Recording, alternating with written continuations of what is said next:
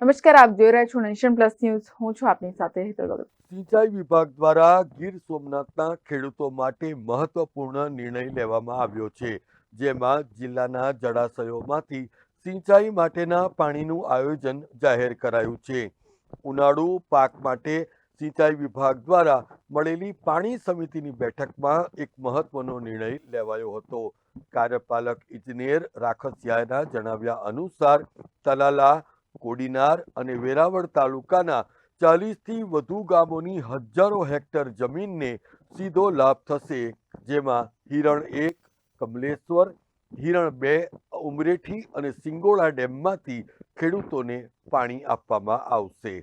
સિંચાઈ કેનાલને સાંકળતા 70 ગામના ઉનાળુ વાવેતરને ફાયદો થતો હોવાથી ખેડૂતોમાં પણ આ નિર્ણયને કારણે આનંદની લાગણી વ્યાપી ગઈ હતી. ગીર સોમનાથ જિલ્લામાં ટોટલ મોટી 5 યોજનાઓ આવેલી છે.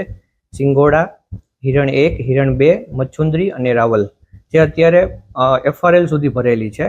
જેમાં હાલમાં સિંગોડાની અંદર આપણે પહેલું પાણી આપવામાં આવેલું છે. તેમાં કુલ 5 પાણીનું આયોજન કરવામાં આવેલું છે. આ પાણી સિંચાઈમાં આપવાથી અંદાજે 12 ગામોને 1000 હેક્ટર જેટલી જમીનમાં સિંચાઈનો ફાયદો થવાનો છે. જ્યારે હિરણ 2ની અંદર આપણે ફેબ્રુઆરીના પહેલા વીકની અંદર પાણી છોડવાનું આયોજન કરેલું છે. જે હિરણ 2ની અંદર જોવા જઈએ તો 20 ગામોને સિંચાઈનો ફાયદો થશે. તેમજ હિરણ 1 યોજનાની અંદર પણ 1 ફેબ્રુઆરીના રોજ પાણી છોડવાનું આયોજન કરવામાં આવેલું છે. તેમાંથી 9 ગામોની જમીનમાં સિંચાઈનો ફાયદો થશે. આપણે જે અત્યારે હાલમાં ડેમ ભરાયેલો હોય છે તેમાં તે જથ્થાના લોસીસ ને બધું કન્સિડર કરીને ત્યારબાદ સિંચાઈ સમિતિની સલાહકારના જે મેમ્બરો હોય છે તેની સાથે ચર્ચા કરવામાં આવે છે અને જરૂરિયાત મુજબનું અને ક્યારે પાણીની પહેલી રિક્વાયરમેન્ટ છે એ મુજબનું આયોજન કરવામાં આવેલું છે. Mahesh Dudiya, nation plus news, Gir Somnath.